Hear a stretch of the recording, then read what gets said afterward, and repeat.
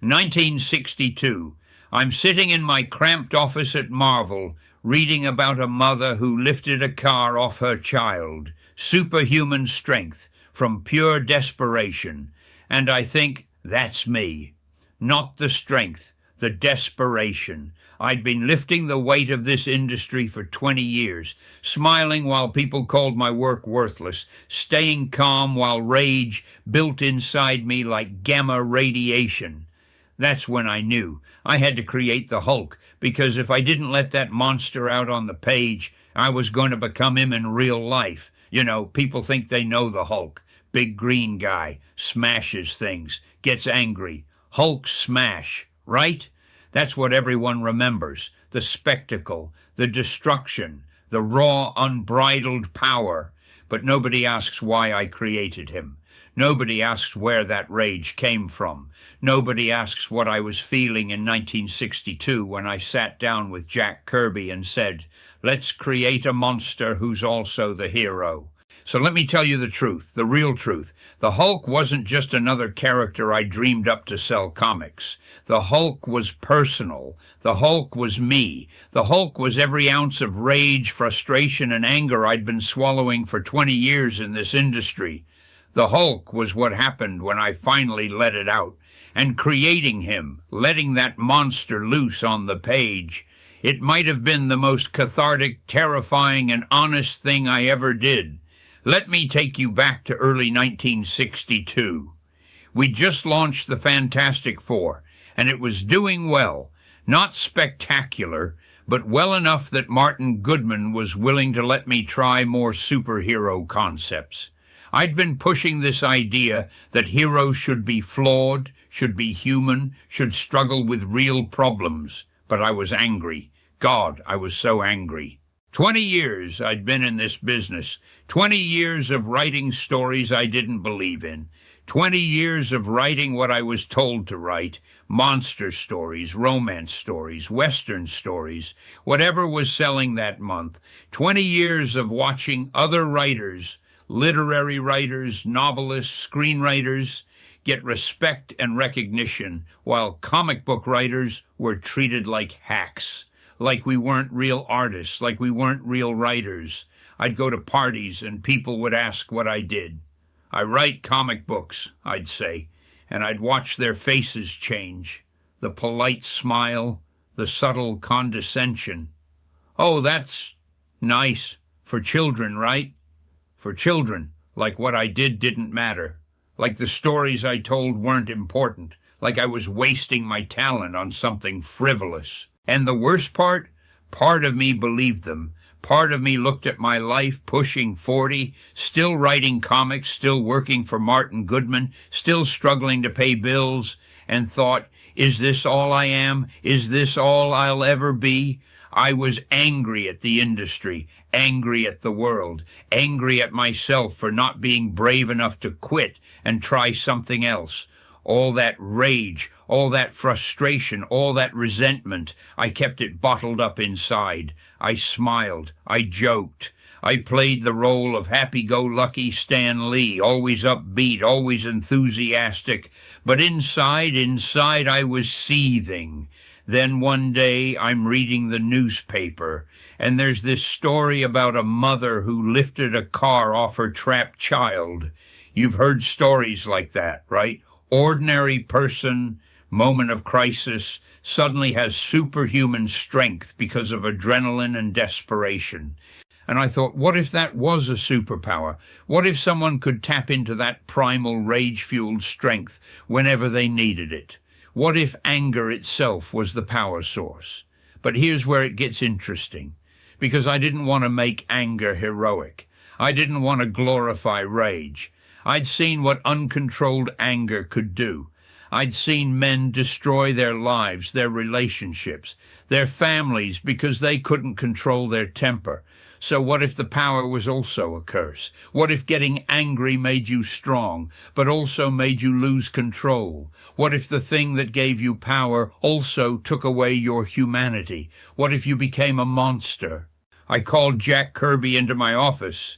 Jack and I had been working together for years at this point.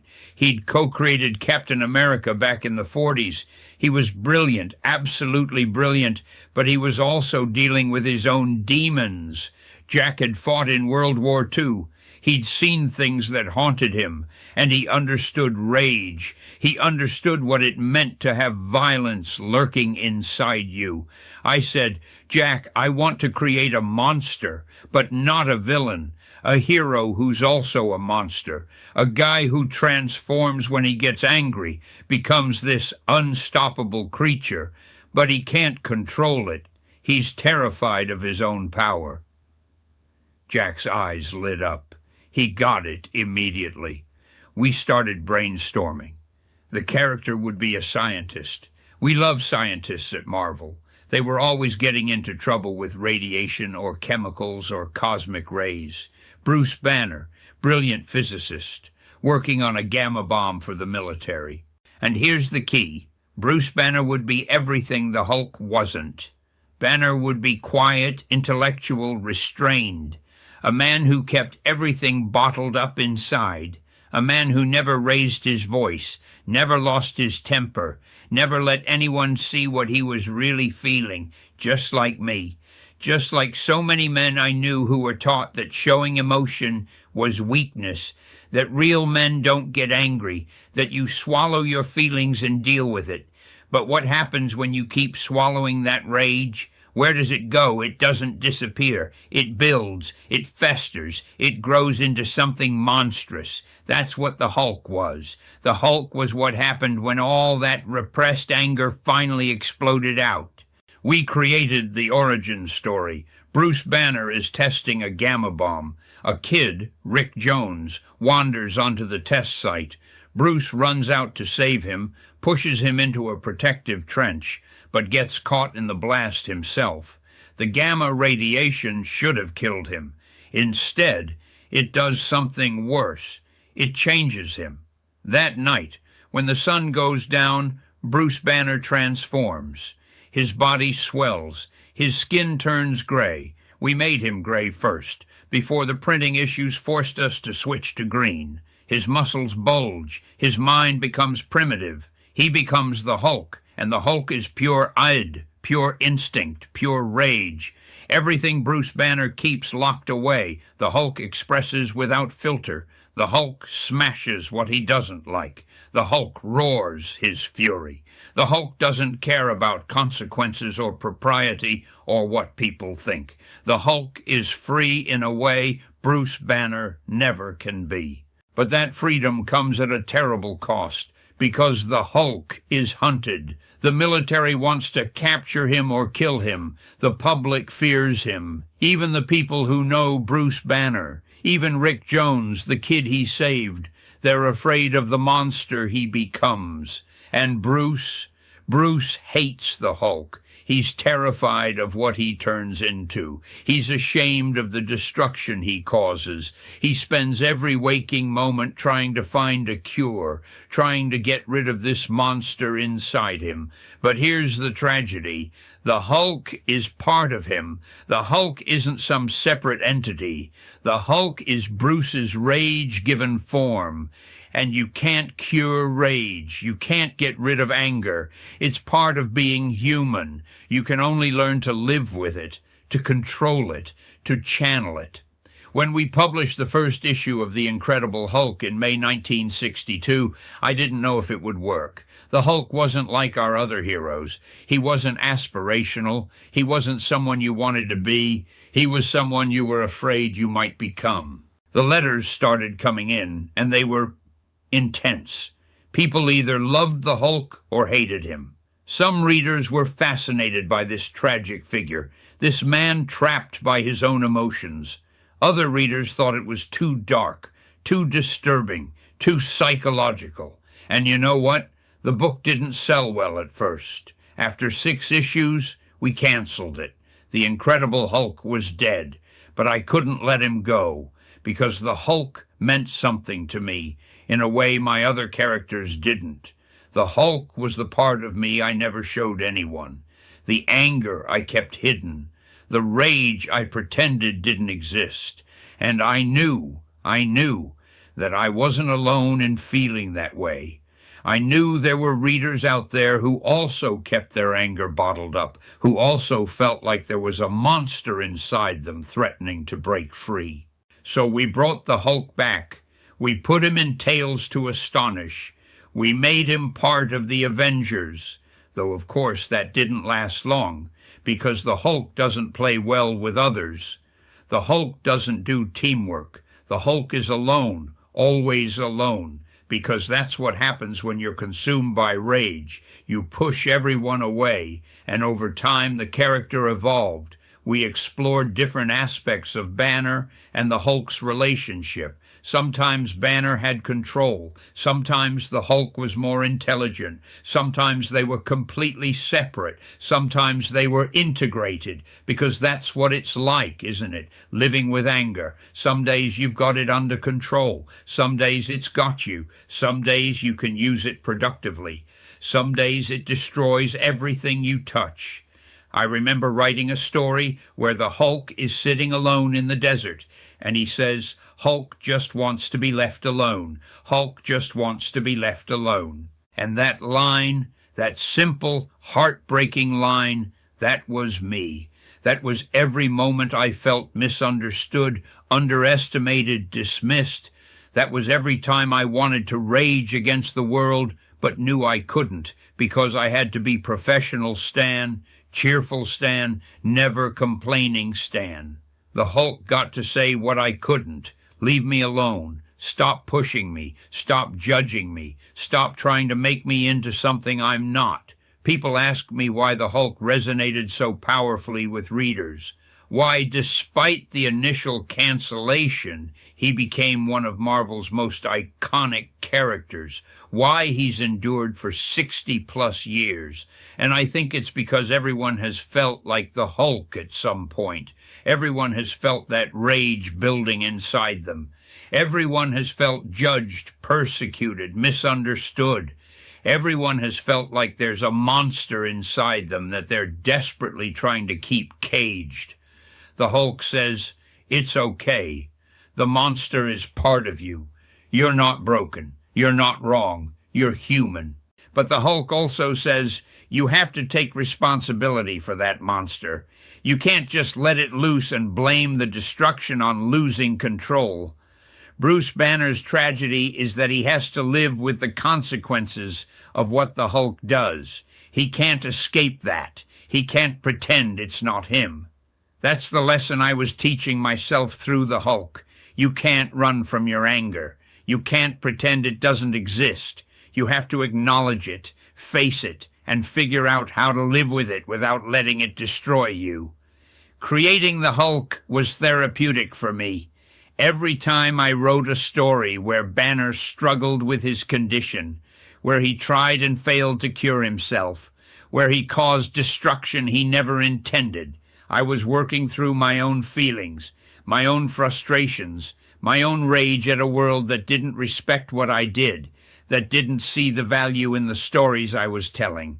And you know what's funny? The Hulk became the proof that those stories did matter. The Hulk became one of the most psychologically complex characters in comics. Writers and artists after me, they dove even deeper into the Banner-Hulk relationship. They explored trauma. They explored dissociative identity disorder. They explored the lasting effects of childhood abuse. The Hulk became more than a monster. He became a metaphor for anyone struggling with inner demons, with mental health, with the parts of themselves they're afraid to show the world. And all of that started because I was angry, because I needed to create something that expressed the rage I couldn't express in my daily life. That's the power of creativity.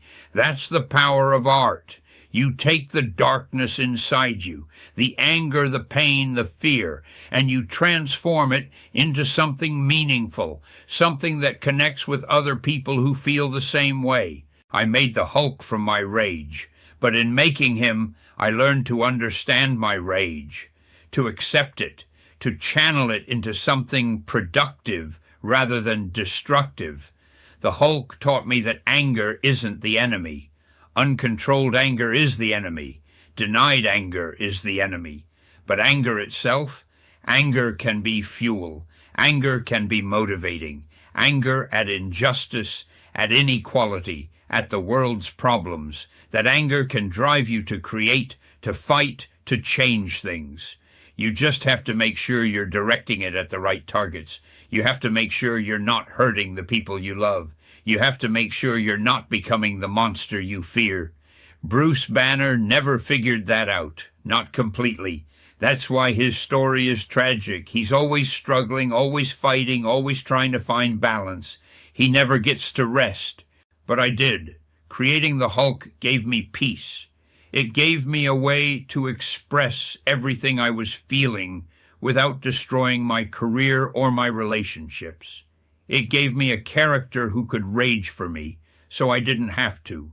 And 60 years later, people still connect with him, still see themselves in him, still understand that feeling of having something powerful and dangerous inside you that you're afraid to let out. The Hulk is universal because rage is universal. We all have it. We all struggle with it. We all fear becoming the monster. But here's what I learned. The monster is only dangerous if you deny it exists.